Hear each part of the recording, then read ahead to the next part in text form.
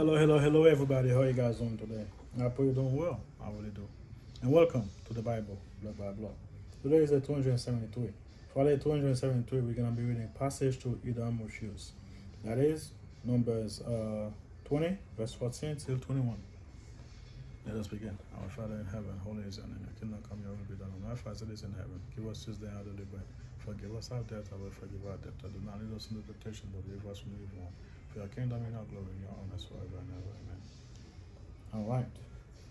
Now, before we go, Moab on the doorstep transition. We're going to do a quick transition with it. Moab on the doorstep of Canaan. The narrative of Numbers conclude with the Israelites once more at Kadesh Barmah. Sorry, Bernia. The issue now is whether this new generation will believe after their father had not. As they prepare to journey from Kadesh toward the complaint of Moab, they are ready to hear once more God command to enter the land of Canaan. The account of Aaron's death on Mount Hor indicated the 40th year after the Exodus, thus the last year of the wilderness wandering. In the list of Israel's wilderness journey, Aaron's death is placed in the 5th month of the 40th year after the Israelite departure from Egypt.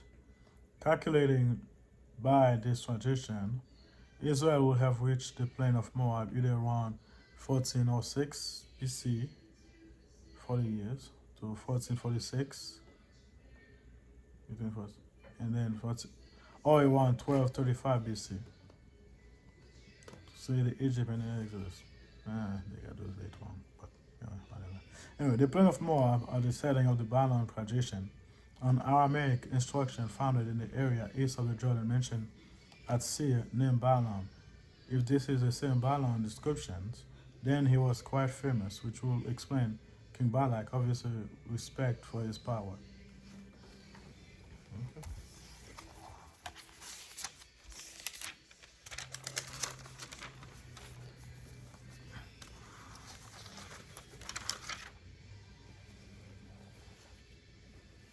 All right.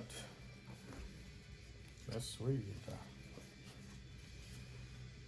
Now Moses sent message from Kadesh to the king of Edom.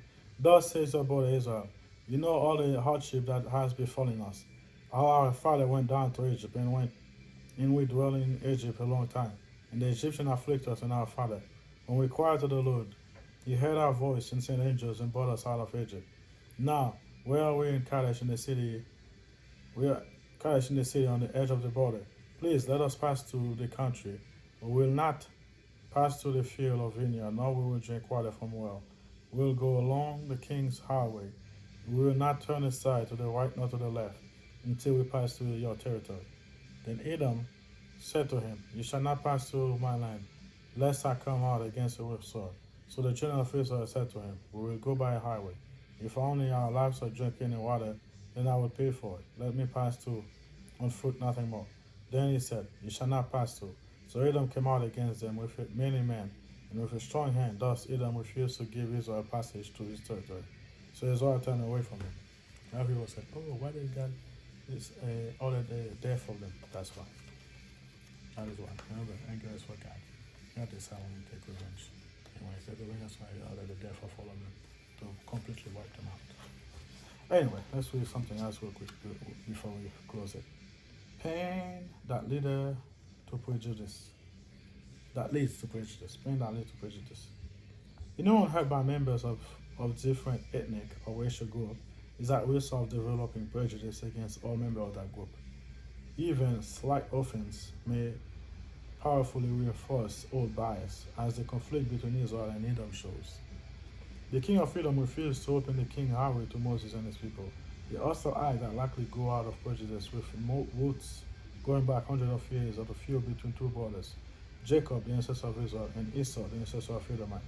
Jacob obtained Esau's birthright and cheated him out of his father's blessing. Sure. Esau swore he would get revenge. Years later, the brothers reconciled, but until this incident in Numbers, the Bible doesn't again mention Esau's descendant, the Edomite. Apparently, those descendants never forgot the wrong that Jacob had committed against their ancestor. As the Israelites struggled to traverse the desert, the kingdom perhaps saw an opportunity for payback. Again, everything bad you do, there's always going to be consequences, either to you or to the people you know. Refusing Moses' request made life difficult for the Hebrew. Had Edom let Israel pass, the Israelite may have escaped the fierce serpent. It's a symbol of healing. Worse yet, the Edomite action perpetuated hostilities between the two ethnic groups. Even though God commanded his people not to abhor the Edomite, the Israelites did not stop nursing their hurt feeling. Later, Saul harassed the Edomite. David slaughtered thousands of Edomites. Told you. And some manuscript, and turned, according to some manuscript, and turns the land into a military possession. David genuinely Joab then carried out a campaign of genocide against him. Wipe him out, like I was saying. The cycle of hate continued for centuries. Even the baby Jesus felt its impact. King Herod, who observed the slaughter of infant of Bethlehem, was descended from the Edomite. Whatever action you commit, you will ripple to restore. You will ripple.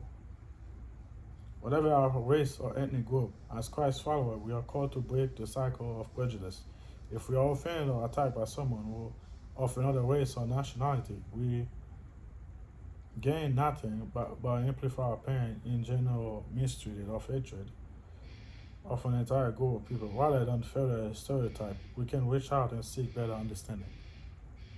Christians are not immune to racial and ethnic bias, so Christ wants us to guard against prejudice to keep it from compromising our integrity as his people. That is why I could delete X or TikTok, no, not TikTok, Twitter, because everything there was against Muslim. Again, I believe that Muslims have been wrong, that they follow a wrong religion. But I don't want to keep watching everything I open up. Is Islam this, Islam that, Islam this. I'm sorry I had to use that word, but Islamophobic. I never thought I would use that word, you know? Like, again, I believe that they're following the religion of the devil. And it's our job to tell them and help them get out of it. I don't think we should just this, you know? Anyway, think about it. What friendship or bond will you build to break the cycle of prejudice? Anyway, pray for me, I pray for you guys. I'll see you next time.